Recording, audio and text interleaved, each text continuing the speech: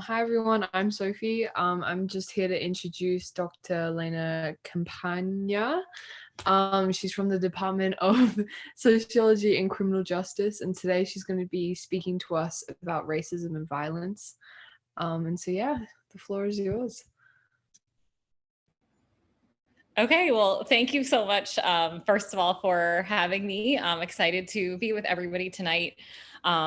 A lot of my work, thank you again for the nice introduction. Yes, I'm from the Department of Sociology and Criminal Justice. So a lot of what we'll be discussing tonight will be looking at institutional roles, or the roles of our social institutions and racism and the perpetual nature of violence in our institutions, in our social institutions. I want to preface my talk by saying that there were so many ways that I could have taken this tonight. I was sitting and pondering for quite a while, researching and obviously, putting a lot of thought into it. And I just would like to say, as I always tell my students, the time we have tonight is really just the tip of the iceberg. When it comes to understanding racism and violence and our social institutions. We're going to touch upon a lot of different examples tonight, of racism, violence in our social institutions, from oh gosh, the beginning of, from a historical perspective till now. But what I'll preface is that preface to you is that again, it's just the tip of the iceberg. So I'm sure we'll come back next week with a lot of questions. And actually, I hope that you have a lot of, you have some constructive feedback for even next week, some things and aspects of my presentation that maybe you thought, you wanted to learn more about and add for, our discussion. Because again, we're just we have tonight, if tonight captured it all, we'd be in really good shape, but that is not the case. So, all right. Well, again, welcome. I'm going to go ahead. I'm going to get started. So let me just go ahead and share my screen, make sure I am visible to all as well. I think it worked last time, so let's try to do this. Okay.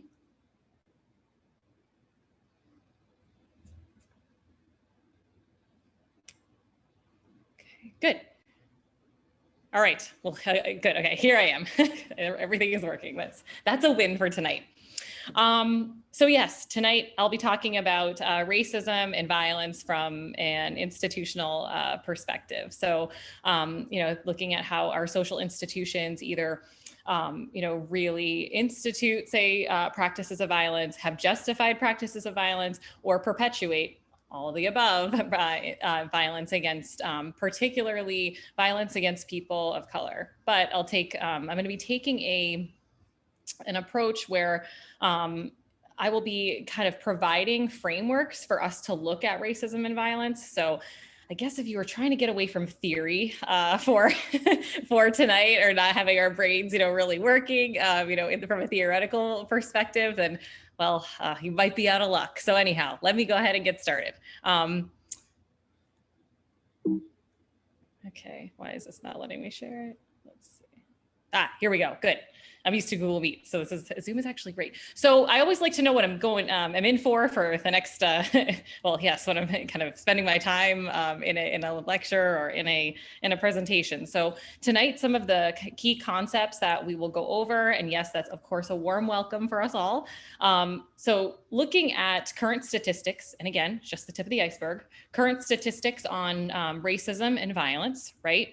The role of historical context. So, a lot of the practices, a lot of the, say the racist practices that have perpetuated violence, or say, keep or have instituted violence, are very much rooted in historical context. Sometimes we get the question as to, okay, well, now we're in 2020. Why are these, issues still happening? I mean, these reference points in history, such as,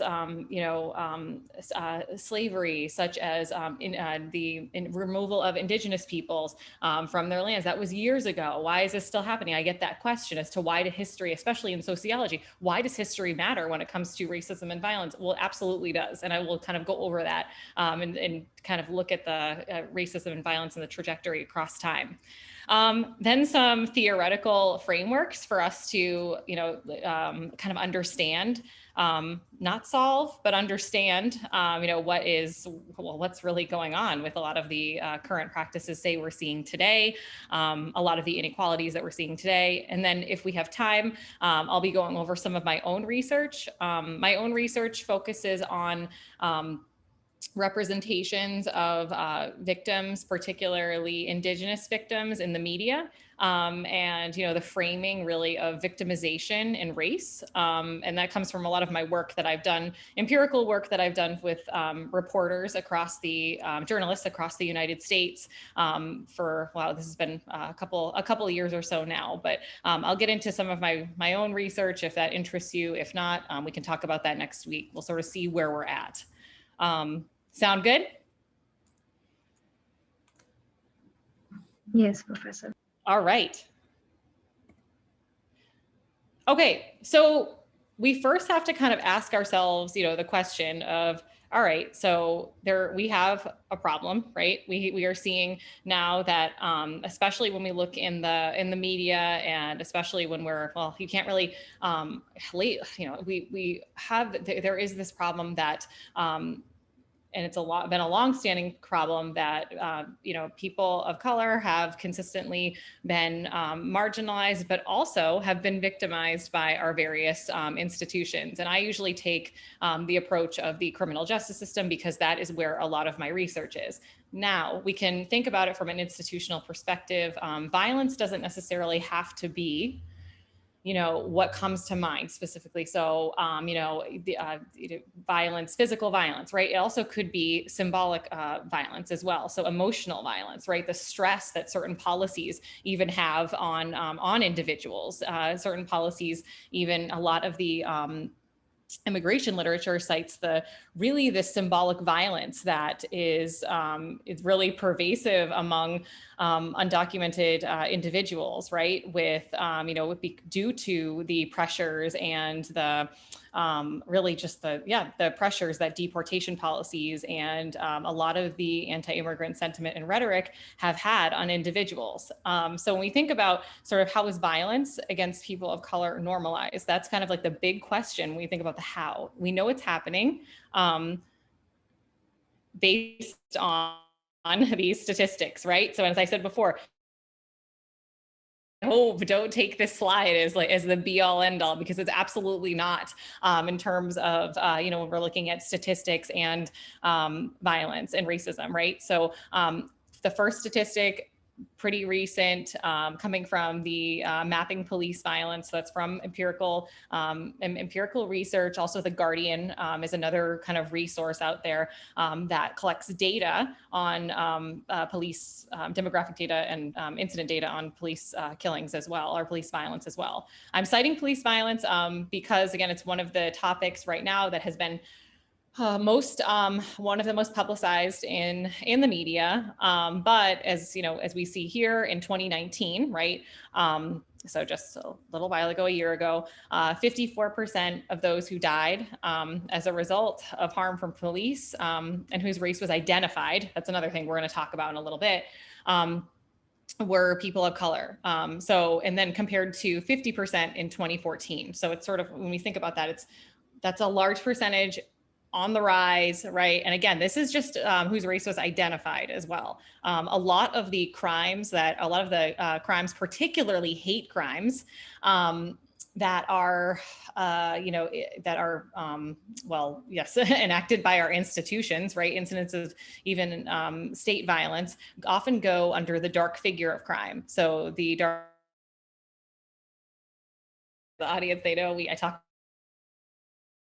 where those are the crimes that go either unrecorded or unreported. And a lot of the times, especially when I have talked, in my own research on victimization, particularly with Indigenous populations and individuals who are, say, sexual assault victims, they are too afraid, to come forward, and report their incidents of their victimization, right, for fear that nothing will be done.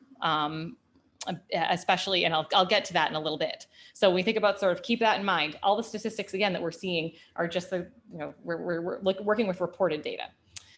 Then we have, and this is from my own work, more than 4 in 5 American Indian and Alaska Native women, so that comes out to 84.3%, have experienced violence in their lifetime, and more than 4 in 5 American Indian and Alaska Native men have experienced violence in their lifetime. So that statistic is particularly from the National Intimate Partner and Sexual Violence Survey, which I have worked with as well with the American Indian. It's a state-specific database. So, and then, when we think about, police violence as well, state violence, a more recent statistic, we should say recent research, if anybody knows in the world of academia, recent research, it takes years to publish, I guess. So anyhow, 2015. So while American Indians made up 0.8% of the population, they comprised 1.9% of reported police killings. Again, we got to think of reported as well, because reported is very important, as I just referenced, sort of the dark figure of crime. So, that's just in proportion to the population. So we see that these statistics are just scratching the surface. If we wouldn't even be able to, we would go probably a semester talking about just very different instances or examples, say, of racism and violence. I mean, as I said, this slide, I hope no one's taken it as the be all end all here. So just to kind of give context to tonight's lecture. So as I said before, my work really looks at how institutional racism really contributes to violence, violent practices as well. As I said, that doesn't necessarily mean, if when we think about physical violence or maybe the traditional maybe images that come to mind, it can also be symbolic violence as well. So the violence and even of the mind that causes a lot of stress, say due to, as I said before, different policies as well, policies that are governmental policies, or yes, we'll get into that in a little bit. Now we have to think about, for me, I'd say when we think about institutions, it could be the criminal justice system, right? So when we think about institution, doesn't need to think of it. I always put the little red school building there, because traditionally what comes to mind for a lot of people are the institutions, right? The actual building. Now it could be the school system, it could be the media, our politics, but not just the government structure in general, but the rhetoric as well. It could be, it runs the gamut. And again, a lot of my work really focuses on media representation of victimization.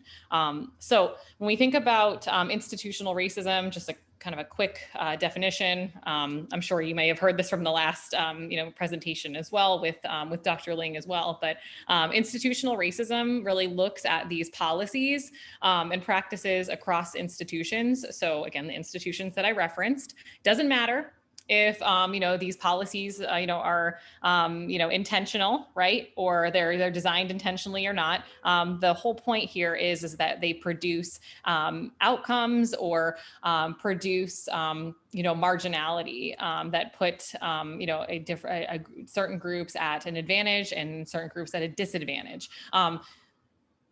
This becomes important when we sort of talk about history and the evolution of violence. So let's take a look at our institutions, and we're going to take a big look, right through that magnifying glass. So one of them, right? So one of the most, kind of pervasive institutions and most integral in really either protecting citizens or protecting individuals or not protecting individuals, right? And justifying violence is really our legal system. When we think about the evolution of the law, a lot of the different laws that we have, some laws may seem, and I'll get into this in a little bit, may seem on paper like, okay, this is good. This looks like a good idea. There are no red flags here. Potentially these laws are not, overtly, right, in writing, say, racist or enacting sort of any sort of violent practices. But the law is a tricky thing. So Now, when we think about the law, we have to think about the rule of law. Who is protected under the law? So that's what you have to sort of think of. And in its inception, when our laws were really drafted, even the evolution, say, of criminal law, law really protected, or the law protected, first and foremost, men, particularly white men, and particularly when we think about this.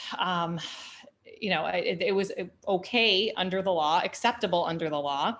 And we'll talk about in sort of different ways how this is still the case today to, enact violence against, of people of color at the time. And we'll see sort of how that's evolved throughout our lecture tonight.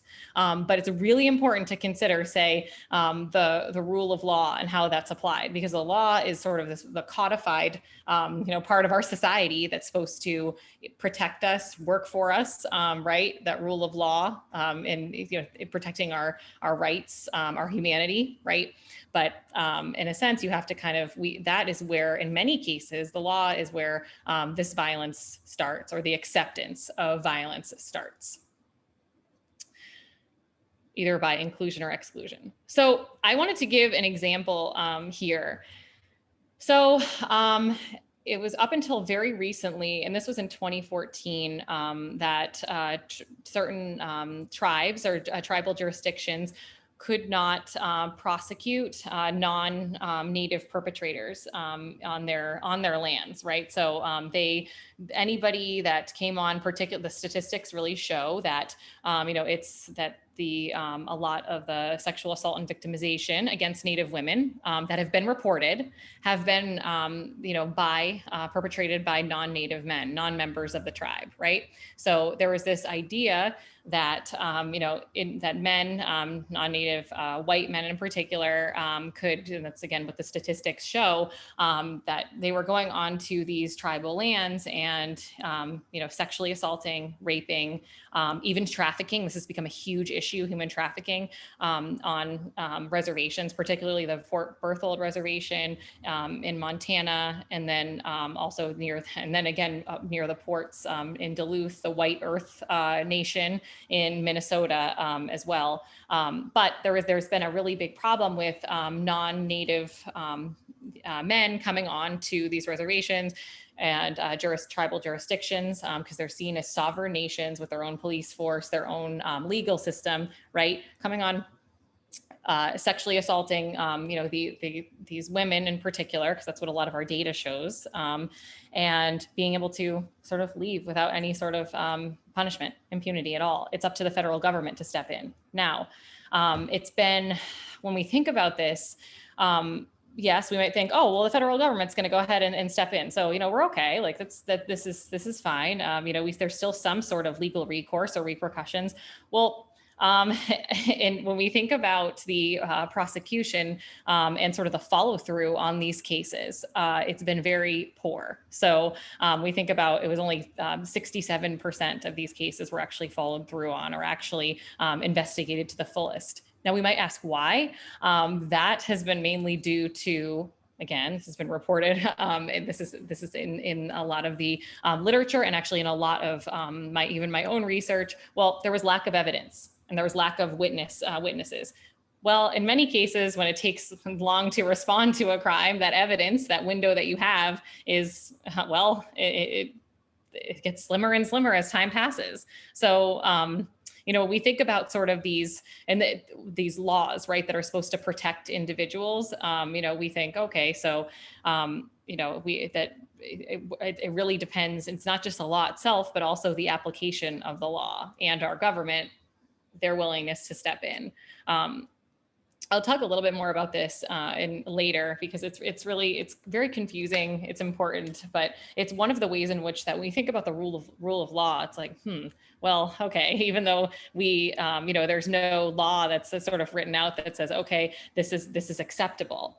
It also shows that, okay, in our legal system, what is not acceptable can also, what's not written out, what's not, say, codified, can also, put particularly marginalized groups at risk for violence.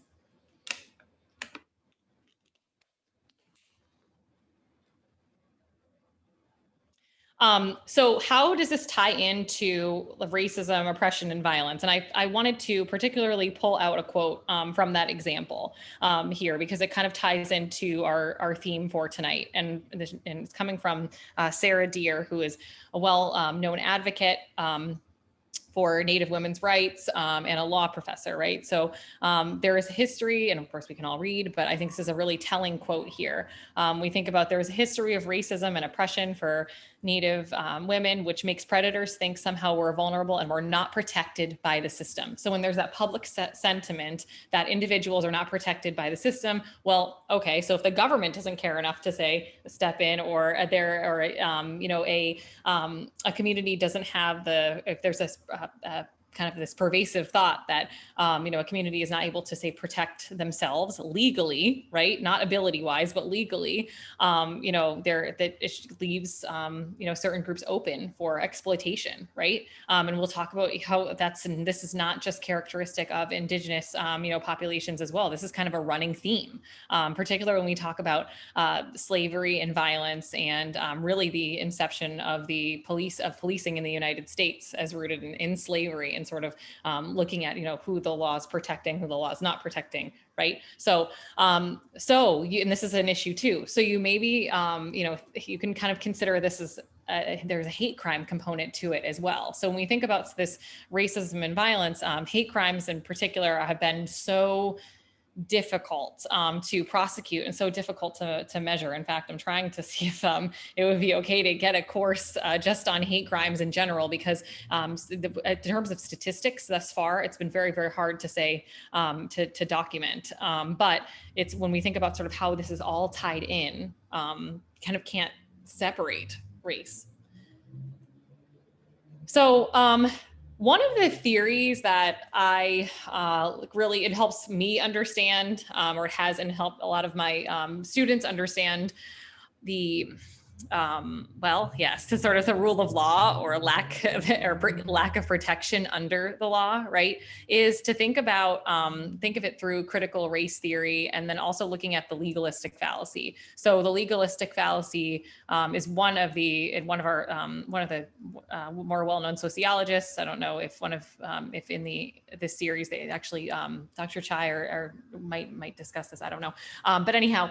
The legalistic fallacy says that basically, because there are no laws that overtly say, all right, that overtly exclude, right, it's a certain groups of people. So in this case, certain races, groups of origins, because there's nothing, say, overtly racist. That means that racism doesn't exist in our legal system, hence why it's a fallacy, guys, a legalistic fallacy, right? So when we think about, the role of the law, I try to look through that lens. So first looking at the legalistic fallacy, right? And then looking at critical race theory as well. So critical race theory, it's a theory that's really helpful to kind of understanding how the law, written policy is so embedded in our society and affects so many areas of our society, and they're reflective of social context. So what society sees as good and bad, or important and unimportant, or who society sees as good and bad, or important or unimportant. So when we're thinking about critical race theory, we have to kind of think, okay, so how are our laws, right? How is racism, say, embedded, right, in these justification of violent practices, even if they're not overt, right? Kind of thinking a little bit down the line. How are they embedded in our laws, and how does that, really disseminate out into our written culture or our pop culture, right? So kind of reading in between the lines there with critical race theory. I have a reading on critical race theory that might, if you're sitting there behind the screen saying, oh my gosh, I don't know what she is talking about. Well, hopefully you will after you kind of read this, because again, tonight is just skimming the surface. So,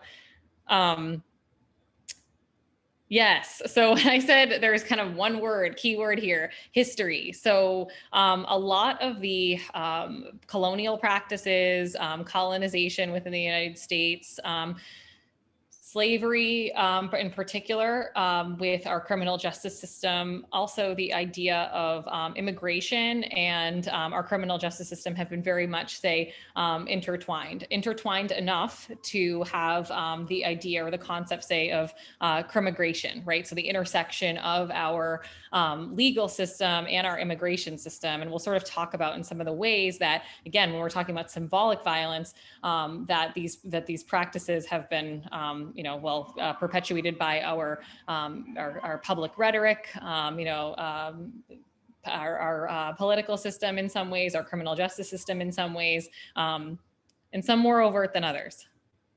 So yes, history is really important. I get that question all the time from my students. So when we think about rule of the law, right? So rule of law. We think about protection under the law, protection of our, fundamental rights, right? We think about protection, of our, our own security as beings in this country. Right? I'm thinking about this country just in particular for tonight.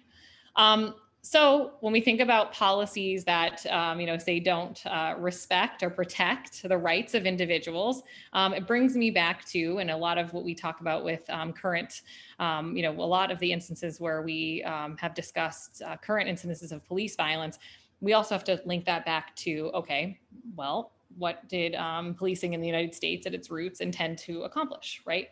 It was more of a privatized a privatized force, right? It wasn't at that point, police forces were not these public, more professionalized, it wasn't a professionalized line of work. These were privatized, more Watchman style type of policing, right? So, okay, so the very first,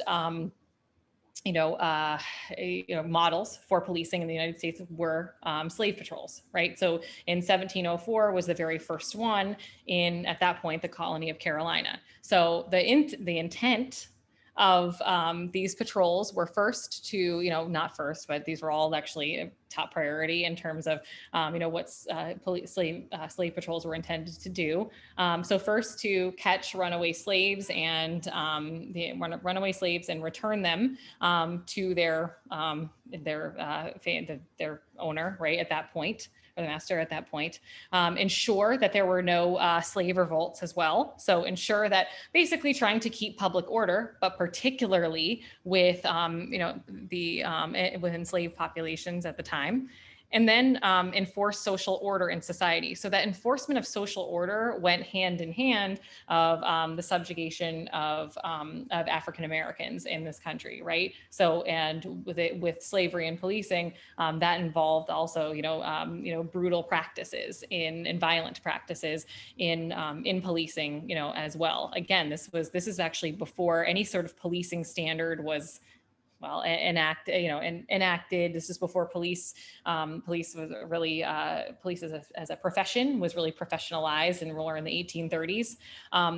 Also, in the, even kind of at the same point, there were actually up in closer to Boston, my area, or my old home, the police were, really instituted, the goal of these privatized police forces were to enforce really policies on American Indian populations, right? So we get this idea though with slavery and policing. Oftentimes, we're asked like, okay, so where does the idea of police violence even start? Well, you can look back towards the origins of policing as well, and sort of how that has been this control has been sort of pervasive over history. So as I said before, also when I talked about violence, particularly with, and I'll tell you that this is the area of research that I've dabbled in the least. So as I said before, just skimming the surface here. But as far as we can't separate immigration and race, and immigration, race and violence, right? Because a lot of our conceptions of race, particularly the origins of racial classifications, we were determined or were influenced by immigration policies of the time throughout throughout history. So it's impossible to separate, say, the two. When we think about the criminalization of immigration, well, as I said, the role of institutions. So for instance, many of our immigration policies, the way in which we did in our public dialogue, the way in which in our public and say in our political rhetoric, right? We think about this idea of the immigration problem, or this idea that, immigration is going to say, bring crime, right? In a lot of our, and as I said before, in a lot of political rhetoric, but also, just even in our written policies, there's been that association sort of between, foreignness or this xenophobic sentiment really in connection towards criminality. And hence the emergence really of crimmigration. So this, in a lot of, even I've seen this in a lot of recent law firms as well, saying that they have, services that connect, say, our criminal justice system and our immigration system. So when we think about the criminalization of immigration and violence, well, that does have far-reaching effects just beyond, a lot of the, physical violence or sexual violence. It also can lead to, as I said before, this symbolic violence, or the symbolic idea of violence, where there is, mental health, can say suffer from the stresses of, being undocumented, not adhering to, say, certain policies, the fear of, being deported in particular. We're talking about, again, that idea of symbolic violence. And in fact, I should add in another reading to the Google Drive, because I have one on symbolic violence as well. I think that's so, so important.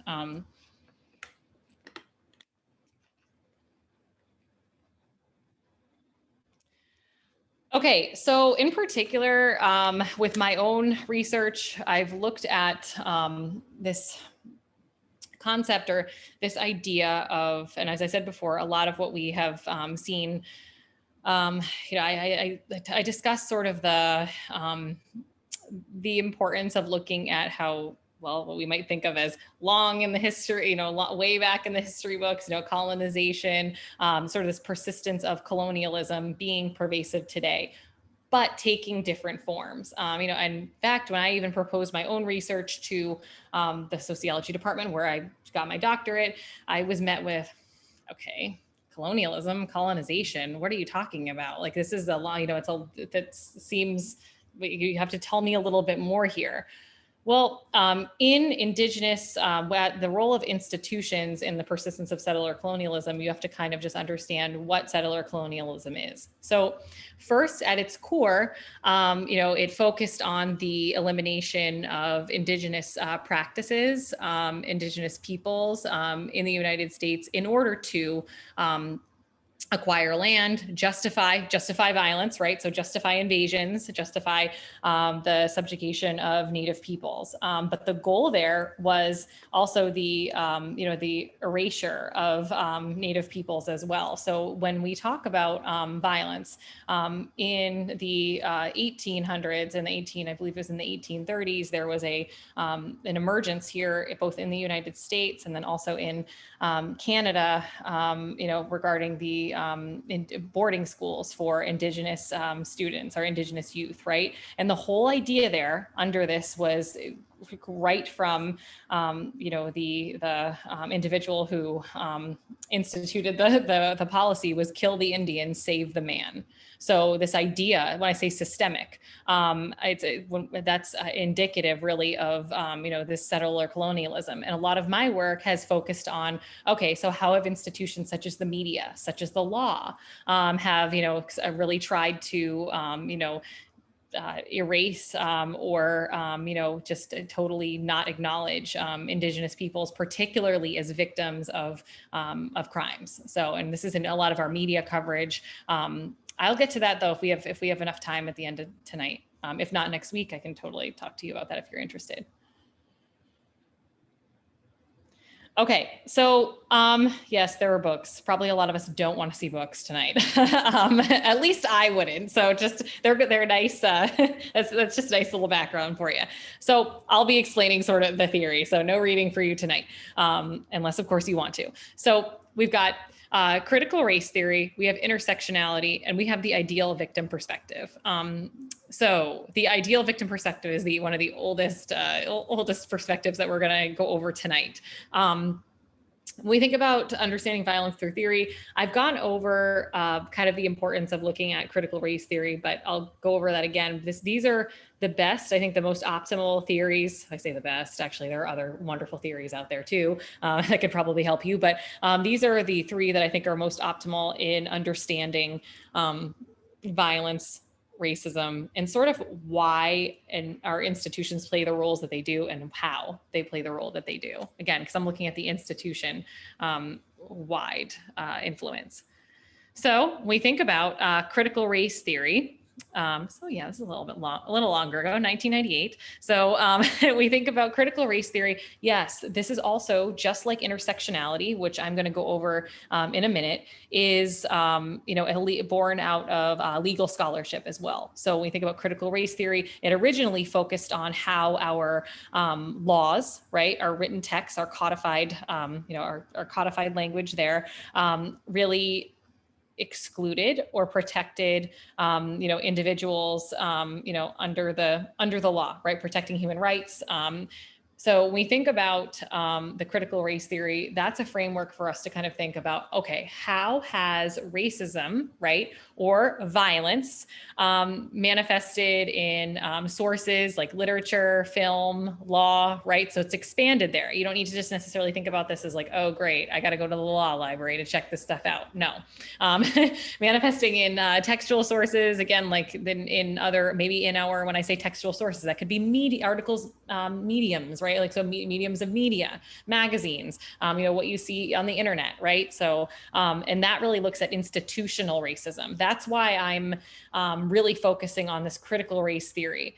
And then we're thinking about, there have been different types, or I wouldn't say offshoots because I think that downplays it, but different focuses, say, of critical race theory, such as tribal crit, which one of the Brian Brayboy, he is one of the top Indigenous scholars, talks about privileging the voices of, in this idea of storytelling as data, in Indigenous populations, right? He's from the Lumbee tribe in North Carolina.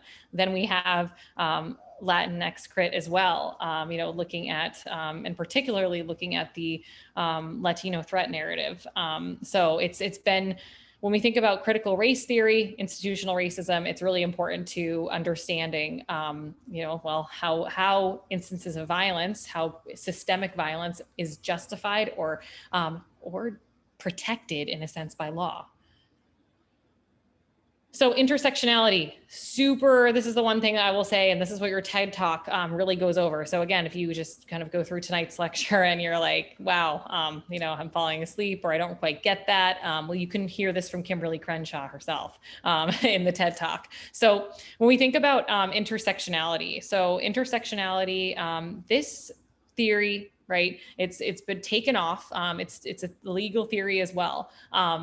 Again, sort of my focus on the law here, but it really focuses on this idea of individuals and their identities and having multiple marginalities. So that's to say that, so for instance, the experiences of all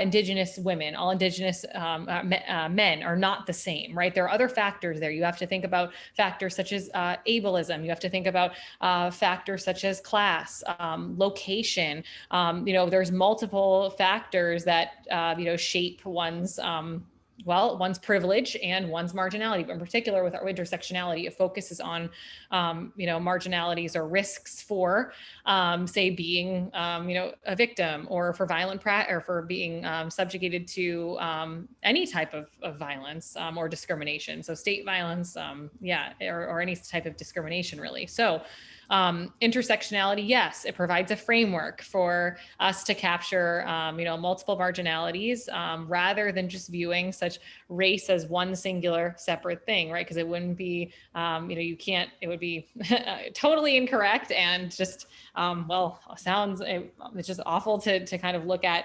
that would actually be, well, yeah, it wouldn't be good to say, just look at it, say race explains it all, because that's not the case. And I can show you in a minute how to kind of visualize this. So with intersectionality, I oftentimes use a web here, but as I said, these are different aspects of one's identity that can work together at once, or maybe a couple pieces of the circle here or the web can work together at once to shape somebody's marginality. In particular, I focus on this with the victimization in the criminal justice system. So what does it mean to be an Indigenous woman who has been victimized, either sexually victimized or victimized by police, right? What does that mean? Different parts of one's identity, particularly, a lot of emerging research has, and victimization research has focused on, ableism and victimization as well. So it's really something to kind of consider when we think about sort of when we think about identity and victimization.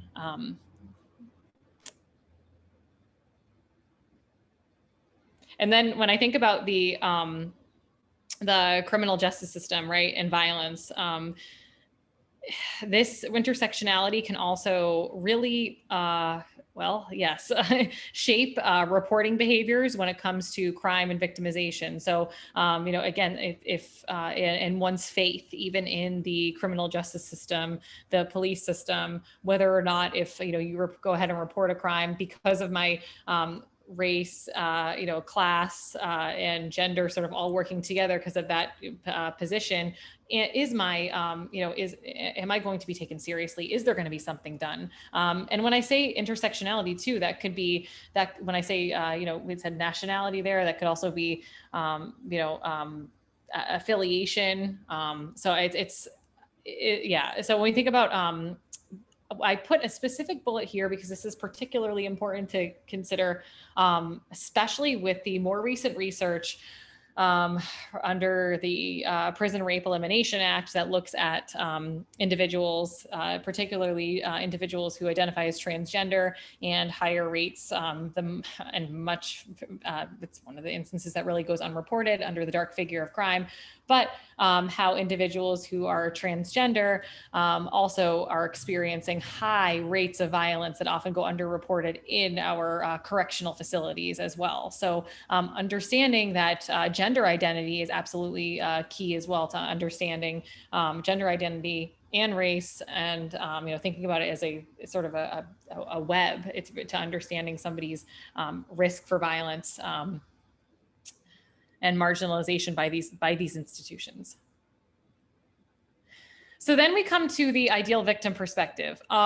So with the ideal victim perspective, yes, this is we'll say older theory. It's from the 1980s, and I often get from my students, they'll say, okay, well, this theory's quite old. It's 1980s. Why can't we have some from, the 2018, 2019? Okay, yes, I could absolutely, it absolutely provide that. But this theory has been particularly fundamental in explaining news coverage and explaining sort of this role that the media has played in defining typical perpetrators, right? So when I say typical perpetrators, defining what might come to mind when you think, or who might come to mind, shall I say, when we think of perpetrators or victims. So under the ideal victim perspective, our research has shown, yes, that the media, and this is why I focus on the media as an institution, tells us really sort of who we should see as good or bad, who we should see as,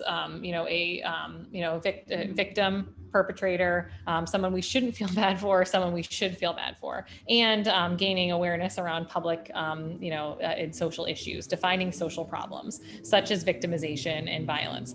But under the ideal victim perspective, this perspective or this theory really posits that the ideal victim, as portrayed by the media, is a white, a young white woman victimized by an unknown offender. So we think about sort of the role of race there, and then a lot of the more recent research, particularly by Simon, and then Simon and Farfunkel has said, that individuals, particularly in a lot of our crime TV shows and a lot of the shows that maybe we binge watch, right? A lot of our crime TV shows, have put inside of in our heads that, the typical perpetrator, has been, a person of color, particularly a Black or brown male. So when we think about how, these institutions shape, again, this, this idea of victim, right? This idea of who we should sort of feel bad for, sympathize with, or think of as the victim. It's the media, and this ideal victim perspective is really, really pervasive. Now, we might think that, yes, social media is definitely changing that. And again, this is 1987. So as my students like to point out, but yes, as far, we can get to that in our discussion too, because I do have actually some kind of, from even my own work, some anecdotal information really from my interviews with reporters, and how how it's changed, how the advent of social media is changing, but also not changing things. So for next week's discussion, I just wanted to, I know Colleen had said that, she's putting all of the different articles in our Google Drive, and I have a TED Talk from Kimberly Crenshaw. As I said before, if you didn't quite, yes, if you tuned out, stepped away from the computer, or for instance, if you just wanted to hear the theory from Kimberly Crenshaw herself, there is a TED Talk. It's very well done, and it specifically focuses on intersectionality and violence and police violence as well. So I think that's why I chose that in particular for the theme of tonight's session. Also a reading on intersectionality theory, right? Where it's a long reading. So, you can sort of pick and choose where you want to start, where you want to highlight, where you want to finish. And then I attached also a reading on settler colonialism as well, and kind of explaining that and the role of settler colonialism, not just in the context of, indigenous populations, but also for the persistence of it in our society. Then I have an article, it's food for thought. If I talked about, even in my own research from the American Indian Culture and Research Journal, that I had published a few years back on the pervasiveness of sex trafficking. And it will explain some of the laws that or some of when I talked about the rule of law, it will further kind of touch upon, why,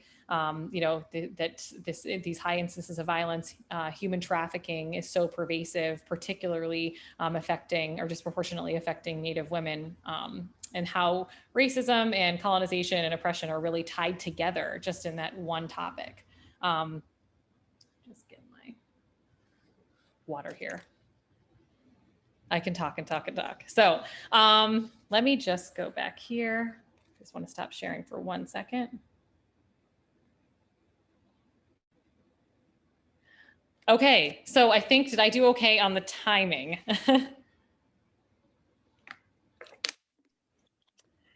Yeah, definitely. I think that was great. We have a few minutes left before 8 o'clock. So I know that I do want to encourage everyone to click on the TED Talk link and the Google Drive link, just so if you are interested, and hopefully you'll join us for the discussion portion next week. But the articles that Dr. Campagna mentioned are in the Google Drive, and then the TED Talk as well, to bring to next week's discussion. Colleen, yes. You have to send them again, because if you sent them before people join, they can't see them. Oh, okay. Yeah. That's good, because the links got all messed up. So, okay. It's okay. The link part could be part of my fault. The TED Talk link. I will take it's not. It's all me. So, okay, that's helpful to know. Okay, so I am putting the links here. So here's the TED Talk for people. And yeah, I'm very excited. I hope that everyone can join next week for our discussion, because I think a lot of the concepts, again, as it's I guess, tricky to put a lot of these concepts. They may have seemed a little bit just disjointed or not as connected, going through a presentation. But I think once we have a kind of a discussion going, I'm really excited to see what people have to say. And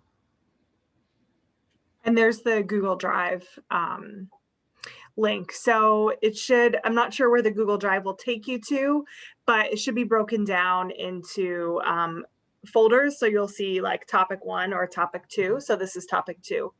And it's a lot to cover in an hour. So, years of history. Yes. So yeah, so we appreciate that. And so I guess just with our remaining 5 for 5 minutes or so, is there anyone who has any initial thoughts or questions before we wrap up for tonight? Can those documents be shared through the email as well? Yeah, I think we can work to make that happen. I have the list of those who were on tonight, so I can specifically email it to everyone who was here tonight. And then we'll see about when we send out the flyer for the discussion next week, attaching the link to that as well. I did want to say thank you too. I have where are my manners? Yes. Thank you for having me as well. And thanks for kind of listening and sitting through. I guess, as I said before, I think the discussion part is the part that I can't wait for. I do see some familiar faces and names, so hello. Hi, I just wanted to say thank you. It was a very insightful talk, and I've learned a lot. Even though I tried to keep up with the topic, there is always more to learn, so thank you. Excellent. Thank you so much. So I hope that, again, the article sort of gives some insight as to, what I'm, and you're welcome, yes, as to, some of the topics that I touched upon. Great. Hi, Professor, real quick. Hi, yes. Nice to see you again. Yes. I just had a quick question regarding Sure. intersectionality. Yes. Does it also talk about the effects of capitalism and how that plays into entrenching the current system that we have, or is that not explored in there? In the article? In the article, yes. Not to a great length. If it's touched upon at all, it's very, very minimal. Okay. Yes. Yes. Hey, thank you. Yep. But that's a good question. Oh, you'll have fun reading because this is very much a legal, a legal article. So you'll have fun with that. Yes, if you decide to read the article. It's very nice to see you. Thank you. Nice to see you, all of you too. I really love the timing of the discussion, considering what's going on now, and kind of just like we're seeing just example now where we're having Supreme Court hearings and we're having questions about, what does our Constitution and our role of law stand for, and are people aware of it? I remember Tim Wise bringing up critical race theory very briefly, and I really appreciated that you kind of dove more into it to kind of give us more context about the importance of that.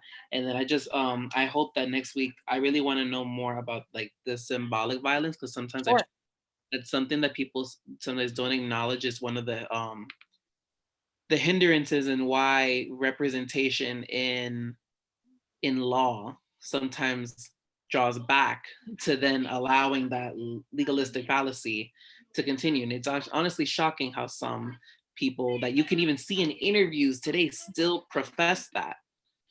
And I love that it was all timed accordingly. It's like you watch you just took 1 hour of the TV and you're like, yep, I know what I'm going to talk about because this is all there.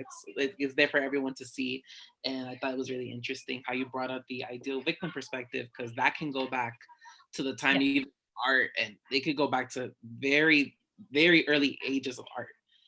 Not just art in terms of media entertainment here in the United States. It's like art as a world status and a world statue. It's like, that's crazy to me.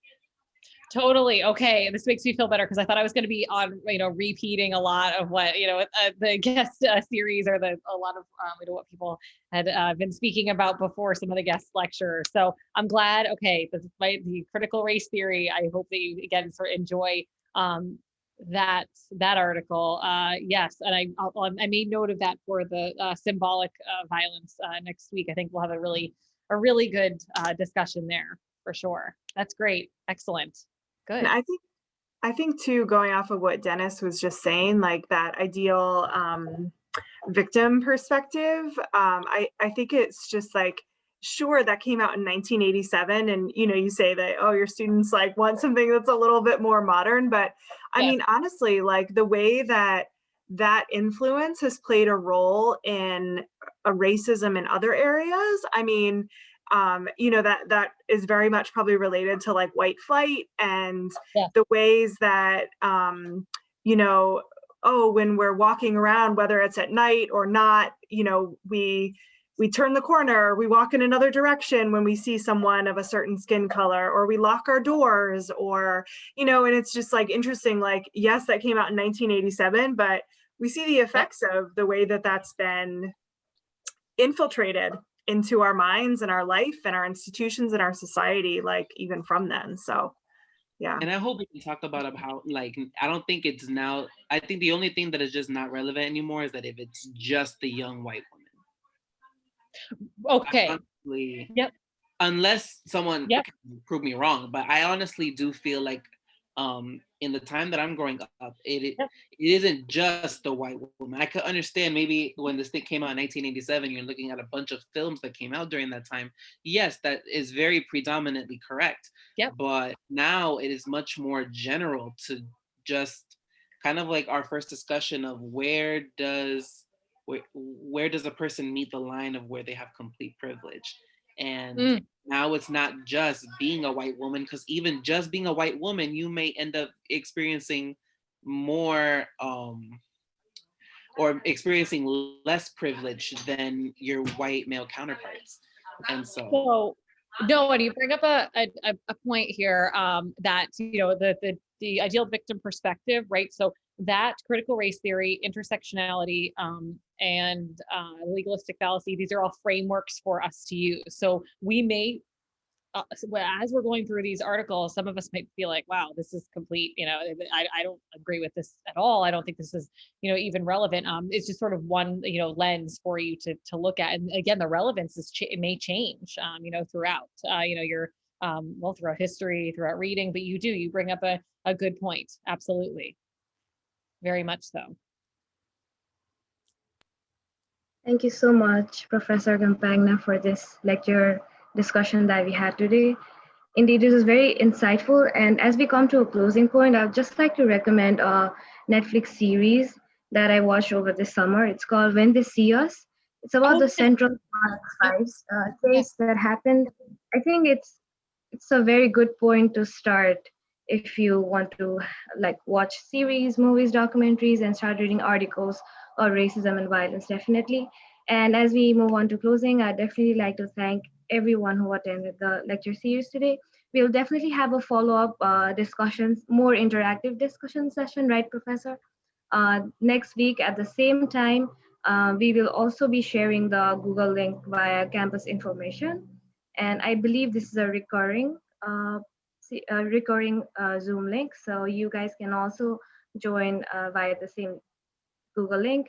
And as Colin mentioned, we'll be also sharing the recorded lecture series and the articles and resources by email, as well as it will be on the Google Drive. And just a heads up, the next session will be more of an interactive based session. So the lecture series will not be recorded. So I would definitely let everyone know so that we can all bring up our ideas, concerns, questions, and have a really interactive session next week. And yep, that's our closing point now. Thank you so much, everyone. Thank you so much. Thank you. Thank you, Lena. All right. Thank you. All right. It's wonderful.